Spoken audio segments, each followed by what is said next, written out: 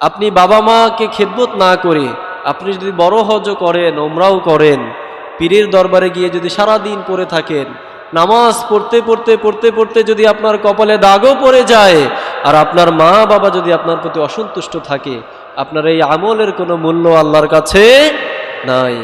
আল্লাহর রাসূল সাল্লাল্লাহু আলাইহি ওয়াসাল্লাম খুব কঠোর ভাষায় বলেছেন যে মা বাবাই হচ্ছে তোমার জান্নাতের দরজা।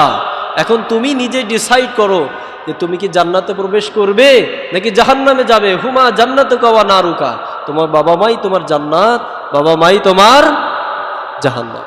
তুমি নিজে ডিসাইড করো যে তুমি তাদের সাথে কিরকম আচরণ করবে। যদি বাবা মার সাথে ভালো আচরণ করো, তোমার জন্য জান্নাত ওয়াজিব হয়ে যাবে।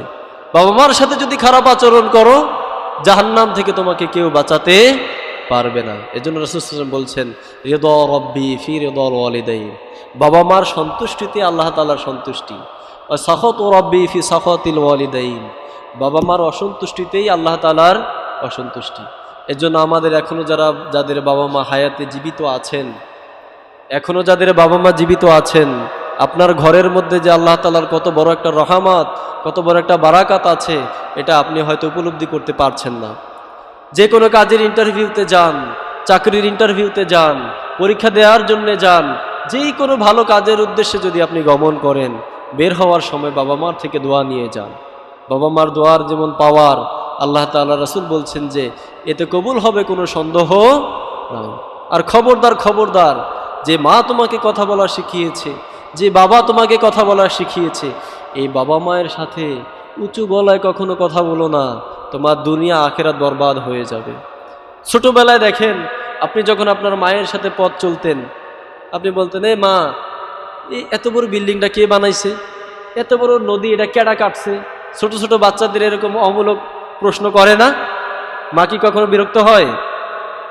কথা বলে নাকি বিরক্ত হয়? যে মা এটা কেমনে হয়েছে, ওইটা কেমনে হয়েছে, আল্লাহ কোথায় আছেন? বিভিন্ন অমূলক ছোট মানুষের মাথায় কত প্রশ্ন আসে, কত প্রশ্ন আপনি আমি করেছি।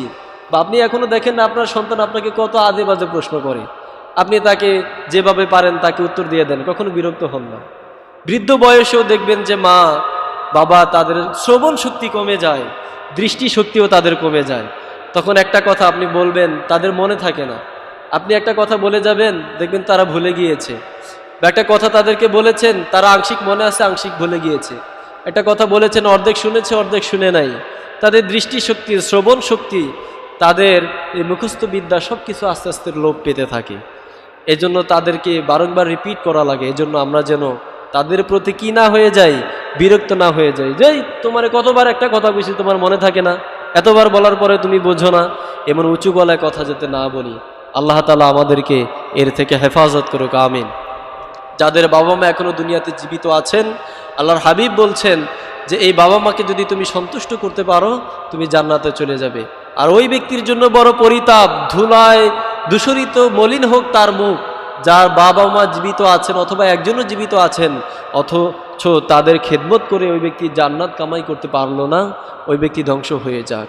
তখন জিবরাইল যখন এই বদদোয়া দিলেন, আল্লাহ রাসূল সাল্লাল্লাহু আলাইহি ওয়াসাল্লাম বললেন আমিন। এজন্য আমাদের যাদের বাবা মা আছে, বাবা মা থেকে দোয়া নেই। আজকে নামাজ পড়ে যাওয়ার সময় বাবা মার জন্য কিছু একটা হাদিয়া, ছোট একটা কিছু কিনে নেই, একটা ফল হলো কিনে নিয়ে নিজ হাতে বাবা মাকে খাওয়ায় দেই, দেখবেন তারা আসমান জমিন বরাবর খুশি হয়ে যাবে। আর যাদের বাবা মা দুনিয়া থেকে চলে গিয়েছেন, বাবা মার জন্য আমরা বেশি বেশি দোয়া করি।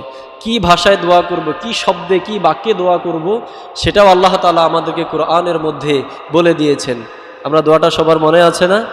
বলেন, রব্বিরহামহুমা কামা রাব্বায়ানি সগীরা। আবার বলেন, রব্বিরহামহুমা কামা রাব্বায়ানি। প্রত্যেক নামাজের পরে আমরা আমাদের নিজেদের দোয়ার পাশাপাশি যেন বাবা মার জন্য দোয়া করি। আল্লাহ তাআলা আমাদের সকলকে তৌফিক দান করুক। ওয়া আখির দাওয়ানা আলহামদুলিল্লাহি রাব্বিল আলামিন।